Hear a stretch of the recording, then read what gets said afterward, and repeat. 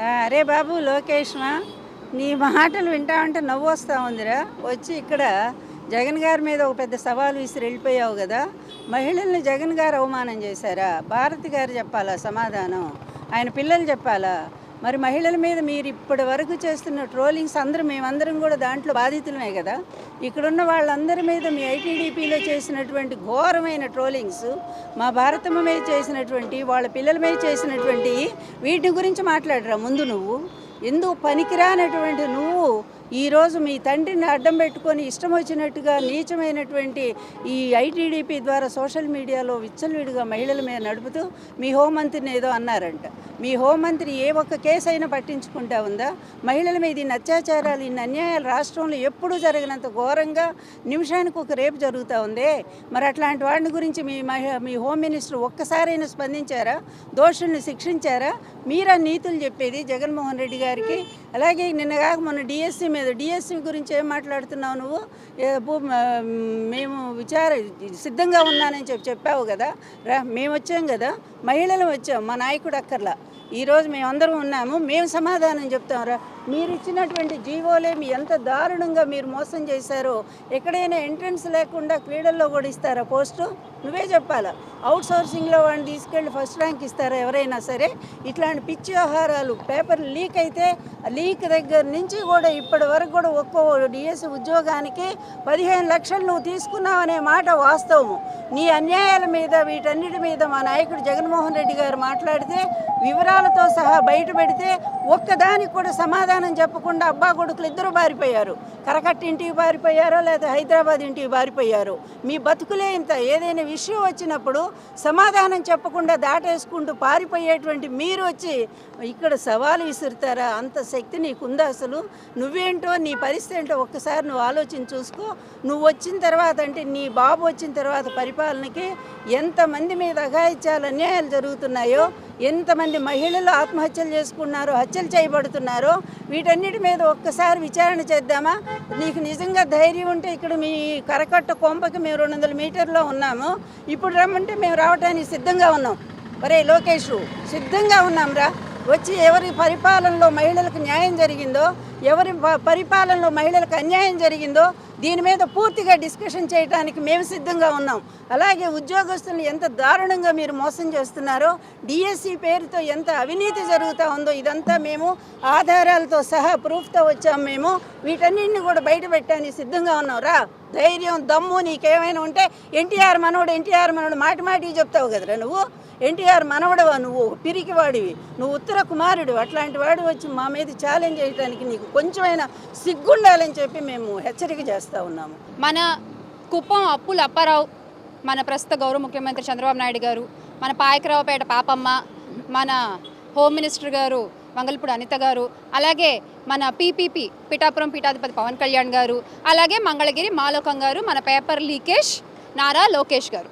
అసలు ఏంటో వీళ్ళ గురించి వీళ్ళు ఏమనుకుంటారో అర్థం కాదు. కానీ ఇందాక మేము ఆఫీస్లో కూర్చుని టీవీ చూస్తుంటే బ్రేకింగ్ న్యూస్లో చూసామన్నమాట. ఏంటి 200 మీటర్ల దూరంలో ఉన్నాము, అసలు సవాల్ విసురుతున్నాం వైఎస్ జగన్మోహన్ రెడ్డి గారికి.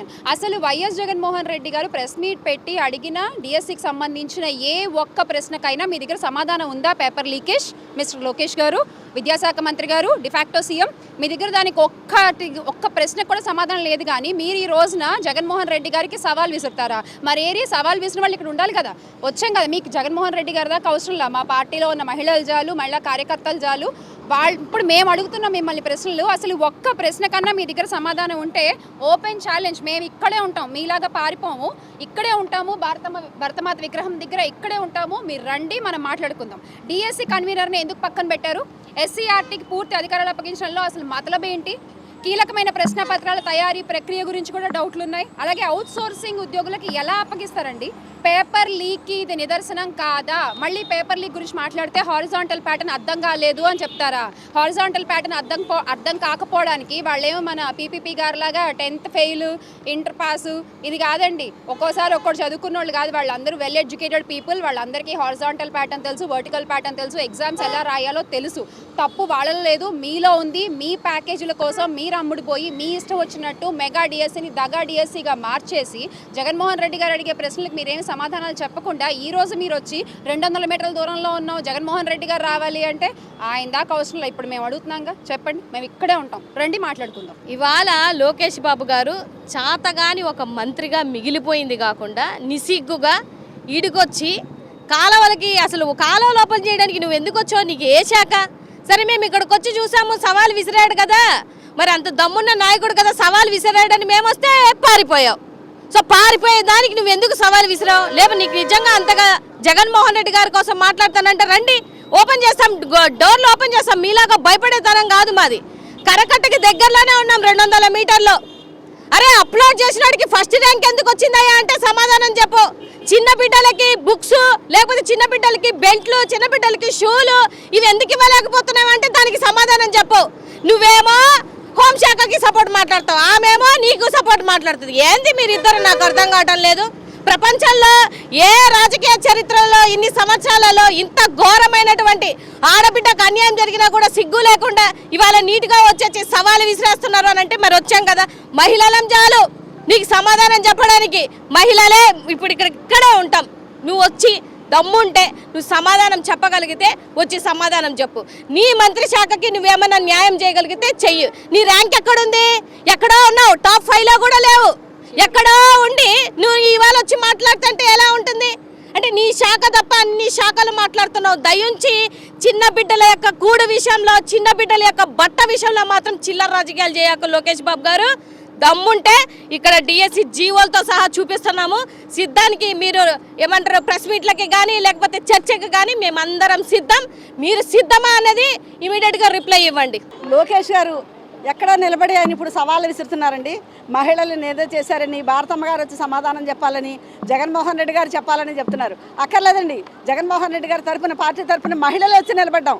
మీరు సవాలు విసిరిన చోటుకి 200 కిలోమీటర్ల దూరంలో, 200 మీటర్ల దూరంలో ఉన్నాం. మీరు ఎప్పుడు రమ్మంటే మీరు రండి, మేము ఇక్కడే ఉన్నాం, ఇక్కడ భారతమాత విగ్రహం దగ్గర. మీరు చేసిన అన్యాయాలన్నింటినీ బయట పెడుతుంటే మీకు ఈరోజు ఎంత బాధ వస్తుంది. డిఎస్సిలో మీరు చేసిన మోసాలు మీకు తెలుసు. ఎక్కడ అథారిటేటివ్గా లేని స్పోర్ట్స్ సర్టిఫికెట్ ఎవరిస్తారండి? గ్రిగ్లో కానీ, స్పోర్ట్స్లో కానీ, స్టేట్లో కానీ ఆడినప్పుడు ఇస్తారు. అది కదా అథారిటేటివ్గా తీసుకోవాలి. అది కాకుండా మంత్రులు ఎవరైనా నచ్చి ఒక సర్టిఫికెట్ ఇస్తే ఒక ప్యాకెట్కి ఒక ఉద్యోగం, ఇవన్నీ కూడా మీరు చేసి డిఎస్సిలో కనీసం అక్కడ కలెక్టర్ ఆఫీసులో దాన్ని అక్కడ ప్రకటన ఉంచాలి. అందులో వచ్చిన వాళ్ళందరికీ కూడా అక్కడ బోర్డు ఏర్పాటు చేయాలని ఏమన్నా ఉందండి? అది కూడా లేదు. అంటే మీ తప్పులు మీరు కనిపెట్టుకోవడానికి మీరు ప్రతి పోస్టు అమ్ముకున్నారు కాబట్టి దాన్ని ఎక్కడా లేకుండా మాఫీ చేయడానికి చూశారు. ఇంకా అనిత గారి మాటలు, ఒక మహిళగా ఆవిడ మాట్లాడే మాటలు, ఆవిడ ఏదో అనేసారంటున్నారు మేకప్ గురించి. మరి రోజా మేడం గారి గురించి ఎన్ని మాటలు మాట్లాడారండి? బండారు సత్యనారాయణ గారు మాట్లాడిన మాటలు ఎలాంటి మాట? అప్పుడు మీకు ఎవరికి బాధలు రాలేదా? మిగిలిన వాళ్ళు ఇప్పుడు మహిళలు అంటుంటే రావట్లేదా? ఈ రోజు ఆవిడ గురించి మాట్లాడుతున్నారు.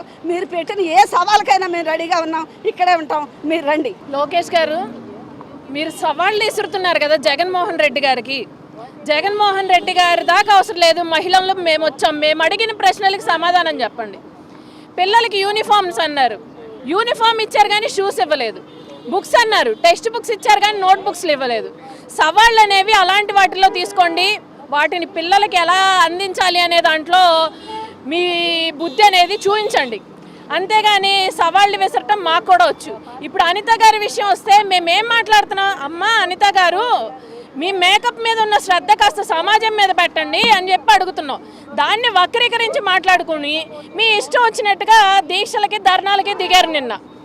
మేము ఒకటే చెప్తున్నాం, మంచిగా సవాళ్ళు విసరటం కాదు, పని చేయటంలో మీ పనితనం చూపించండి. సవాళ్ళే ఉంది, ఎవరైనా విసురుతారు. వచ్చాం, ఇప్పుడు వచ్చాం, మా జగన్మోహన్ రెడ్డి గారి దాకా అవసరంలే, మహిళలం మేము వచ్చాం. మీరు ఏదైతే కరకట్ట మీద నుంచి సవాళ్ళు విసిరారో అక్కడే ఉన్నాం. మీకు దమ్ము ధైర్యం ఉంటే మేము అడిగిన ప్రశ్నలకు సమాధానం చెప్పండి. అది